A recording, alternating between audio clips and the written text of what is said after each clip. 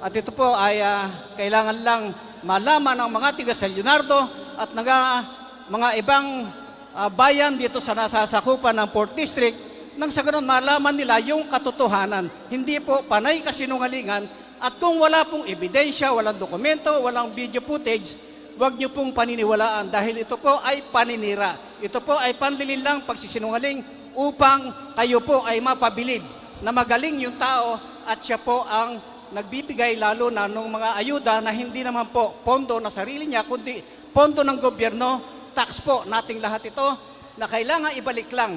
Kung ano man ang pakinabang ng ayuda ng ating pong AIX na yung pong akap na bago, yan po lahat pera natin, tax ng ina nyo. Sabi na nga, bantayan nyo, tax ng ama nyo, tax nating lahat. Yung po, kailangan ibalik lang sa atin, pera po ito ng gobyerno.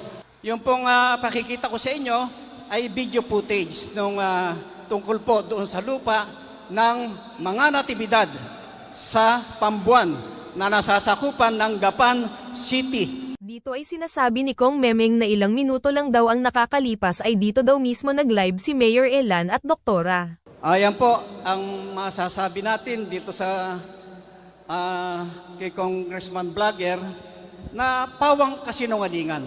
Ang sinasabi po niya kung saan daw nag-live si Doktora Maricel at si Mayor Elan doon sa lote nila, doon din daw siya nagla-live at nagbablog ng kalokohan. Pero ito po yung katotohanan, ang lote po ni Doktora, kung mapapansin nyo, yung mga lote ng natibidad, wala pong flood control. Ilog po. Yung po yung hinukay nila nang hindi nagpaalam. Kaya po ang ginawa namin ni Doktora, pinabakuran po namin.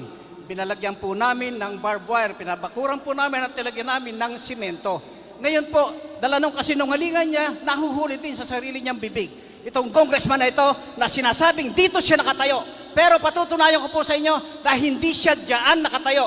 Ito po, yung kinatatayuan niya, panay kalokohan, kasinungalingan, itong Kong Emeng Pascual na ito. Nakita nyo, meron pong barrier, meron pong flood control na simento doon sa kanyang pinagsasalitaan. Kaya po yung sinasabi niya na kung saan nakatayo si Dr. Maricel at si Mayor Elan, yun din ang kinatatayuan niya. Hindi mo pwedeng lokohin ang mga tiga-distrito at ang mga tiga-San Leonardo. Dahil maliwanag na maliwanag, ito po yung hinukay nila na walang paalam, ito po maliwanag na trespassing. At yan po ang isang pinag-umpisahan namin, wala po kaming pakialaman doktora doon sa flood control niya.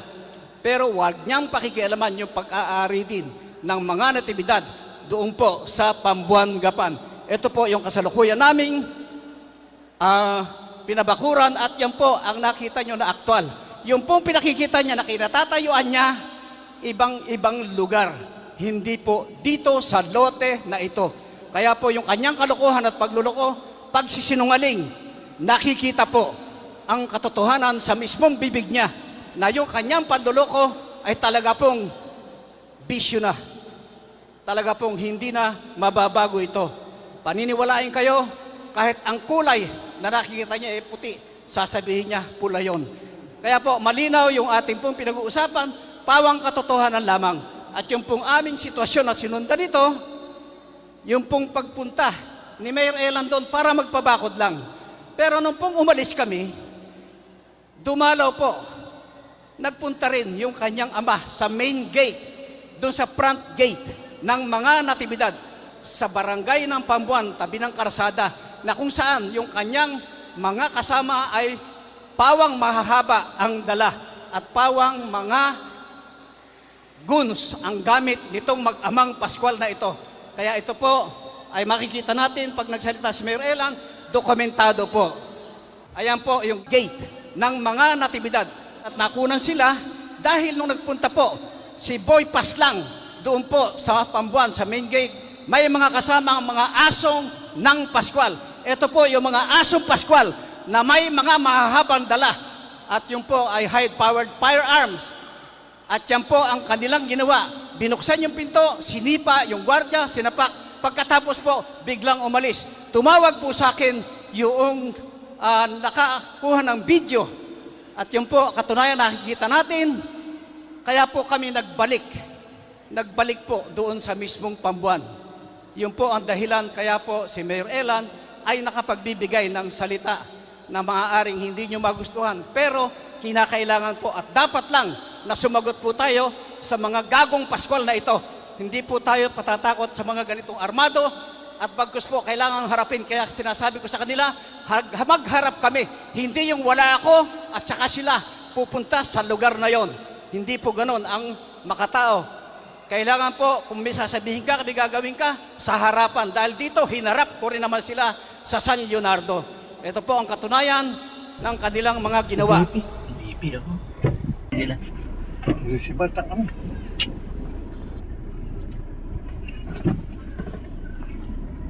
Tawag mo si boss. Umalis yung mga pulis nito. Maaaring hindi nyo kilala at di rin namin kilala dahil mga dayoto, ito yung mga inuupahan nila na kaya lang po matatapang itong mga ito dahil may mga armado silang kasama. At dahil po nagagawa nila yung gusto nila pag wala po silang kaharap na lumalaban.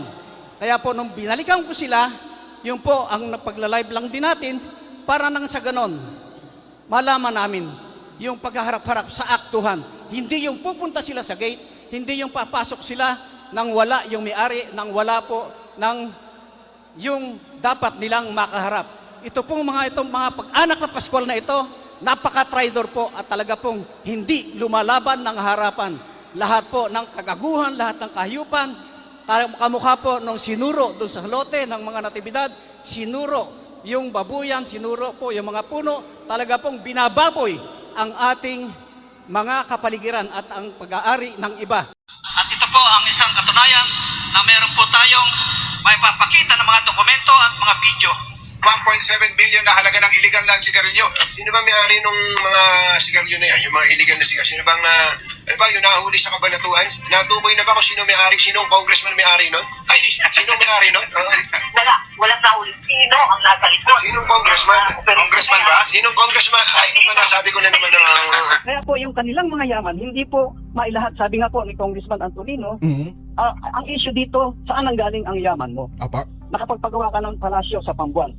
Sino ang binilan mo ng lupa ron, kundi mo pinalayas lang yung mga squatter? 15 mga Chinese nationals at 100 Pinoy ang arestado matapos salakayin po ang isang illegal na pagawaan ng sigarilyo. Ano ba yan? Pati sigarilyo? Meron palang illegal na pagawaan. Hindi natin alam kung peking sigarilyo ito o anong klaseng uri ng sigarilyo. Kaya akalaan nyo, merong illegal na pagawaan ng sigarilyo sa Cabanatuan. Anyway, alamin nun natin mula kay Director Jaime Santiago ng National Bureau of Investigation. Director, magandang umaga po. Salamat po. Ay, at bakit to peke yung sigarilyo? Ano ang kanilang materyales? Ingredients, mga ganon. pati yung pagkaka-manufacture, sir, madumi yung supposed na mga tobacco leaves ay nasa paglamang ho. Talagang at mabaho, tapos inaano raw ho yun, ang preservative nila ay formalin. Ay, formalin, tapos hihititin. Opo sir, yun nga ho, kung yung talagang tobacco na tunay na talagang masama sa health, lalo na yun, mayroong kasamang formalin na hihit-hitin ng tao. Pinakita ko lang muna sa inyo yung number 1 na negosyo ni Kong Vlogger Eming Pascual na yung fake na sigarilyo nalipat at napunta naman from Cabiao, napunta ho ng Cabanatuan City. Pagkatapos po dito sa Cabanatuan City, ito po deklarasyon ng NBI at BIR na ang inihahalo nila Kong Eming Pascual sa sigarilyong fake ng factory na pagawaan nila sa Cabanatuan at sa iba pang bayan ay yung pong may formalin. Alam niyo ho ba, sa patay lang ginagamit yung formalin, hindi ho sa buhay na tao. Kaya po, pasintabi po at paalala dun sa mga bumibili ng fake na sigarilyo, formalin ang pinahihitit sa inyo ni Kong Emeng na napakalubhang delikado sa inyong kalusugan. Sa inyo pong lahat, ito po hindi paninira, ito po ay deklarasyon at kung saan kami makarating, paninindigan ko, tatayuan ni Mayor Elan, ako po ang magpapatunay sa inyo kung saan man makarating na sa kanila galing na mag-aamang Pascual ang origin, ang pagawaan na unang nahuli sa Barangay Pambuan, Gapan City. Sa inyo pong lahat, pasensya na ho kayo, kailangan ko lang ho maglahad At ito po ang katotohanan para makita natin lahat ang kaibahan ng ating pong Doktora Maricel Natividad-Daganyo at kay Kong Eming Vlogger Pascual. Magandang gabi pong muli at maraming salamat ating bayan.